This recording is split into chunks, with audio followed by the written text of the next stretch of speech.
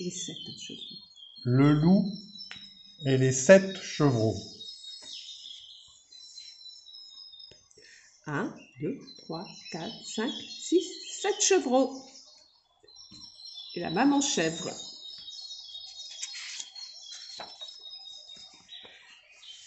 Maman chèvre vivait avec tes 7 petits dans une forêt, pas trop loin de la ville. Leur demeure était en bois et en tuiles. Un jour, maman chèvre dut se rendre en ville pour renouveler ses provisions. « Écoutez-moi bien, dit maman chèvre à ses 7 petits, je dois aller à la ville pour y acheter de quoi manger. Je ne serai pas absente longtemps. Soyez sages, ne vous disputez pas et laissez la porte bien fermée pour que le loup ne puisse pas entrer. Hier, je l'ai vu rôder dans les environs. » Sur ces mots, elle donna la patte à chacun de ses petits et s'en alla. Mais le loup était déjà aux aguets depuis longtemps. Il adorait croquer de jeunes chevaux, surtout lorsqu'ils étaient bien gras. Lorsque maman chèvre fut assez éloignée, le loup se glissa sans bruit jusque la porte verrouillée de la maison des chevreaux. Il frappa à la porte et dit en changeant sa voix « Les enfants, ouvrez-moi, c'est votre maman. Regardez vite toutes les bonnes choses que je vous ai rapportées. » Mais les chevreaux étaient sur leur garde. Leur maman les avait prévenus. « Nous ne sommes pas assez bêtes pour te laisser entrer, grand méchant loup. Notre maman a une jolie voix bien claire et non pas une vilaine grosse voix comme la tienne. » Le loup ne s'attendait pas à une telle réponse. Il avait faim et il fallait absolument qu'il pénètre dans la maison des chevaux.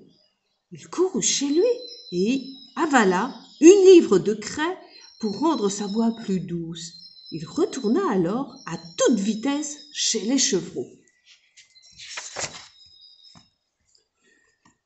« Ouvrez-moi, chers enfants, murmura-t-il en frappant à la porte de la maison. C'est votre maman. Je suis enfin de retour. » Mais les chevreaux méfiants regardèrent par une fente de la porte et virent 2 pattes noires comme du charbon.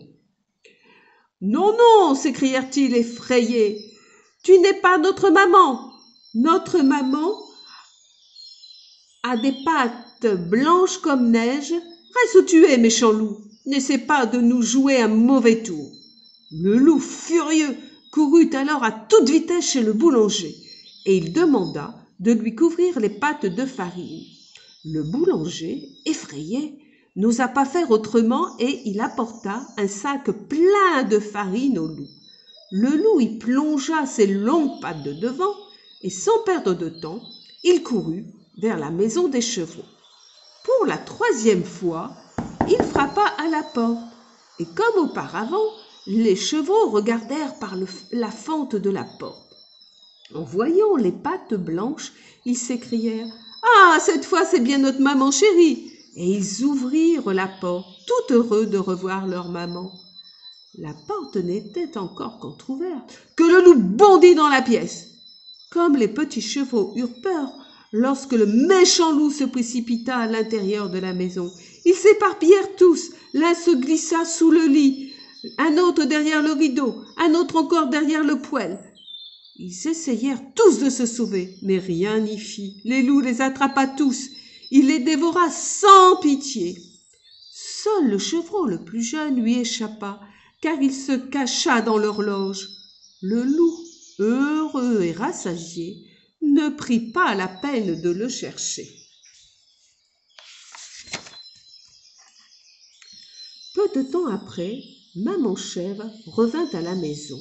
Elle rapportait un grand panier rempli de friandises que les chevreaux appréciaient. Mais quelle horreur! La porte de la maison était grande ouverte et les chevreaux n'accoururent pas à sa rencontre comme d'habitude. Et quel désastre à l'intérieur de la maison! Tout était sens dessus-dessous, les chaises et les tables étaient renversées, la vaisselle était en morceaux. « Où sont mes petits ?» cria-t-elle. « Que s'est-il passé ?» Maman chèvre était désespérée.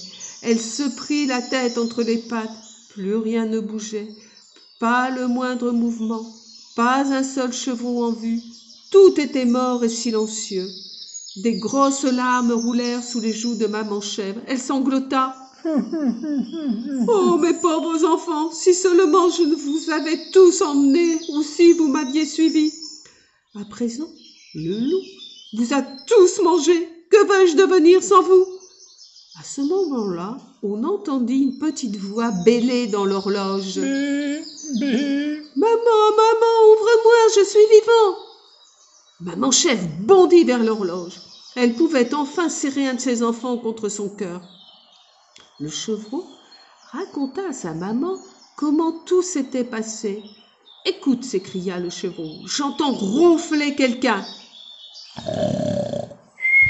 Je crois que le loup dort dans notre jardin. Tu as raison, c'est lui, répondit maman chèvre. Dépêche-toi, mon enfant, va me chercher mes grands ciseaux, du fil et une aiguille.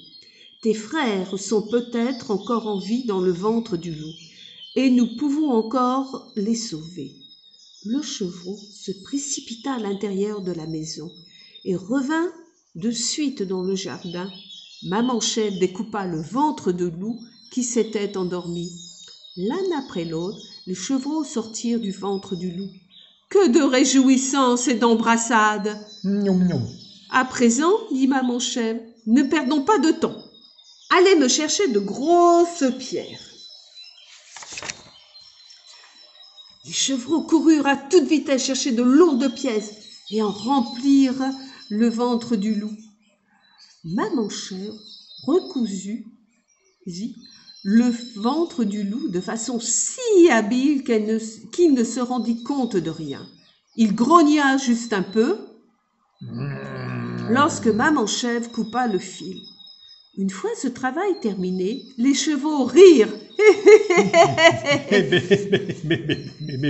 et filèrent se cacher avec leur maman à l'intérieur de la maison.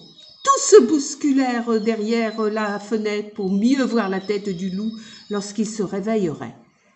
Quelques heures plus tard, le loup finit enfin par se réveiller. Il s'étendit et bâilla à plusieurs reprises. « Oh !» gémit-il, « j'ai l'estomac un peu lourd et j'ai la bouche sèche. Un peu d'eau fraîche me ferait du bien. » Le loup fit quelques pas, mais, comme il avait de plus en plus soif, il se dirigea vers le fond du jardin où se trouvait un puits. Au moment où il se baissa pour boire, les pierres roulèrent dans son ventre et l'entraînèrent. Et patatras, il perdit l'équilibre et plouf, il se retrouva au fond du puits. Plouf. Mais, comme il ne savait pas nager, il se noya. Les chevaux avaient tout vu par la fenêtre. Comblés de joie, ils coururent vers le puits pour s'assurer que le loup était bien mort. Le loup était vraiment au fond du puits.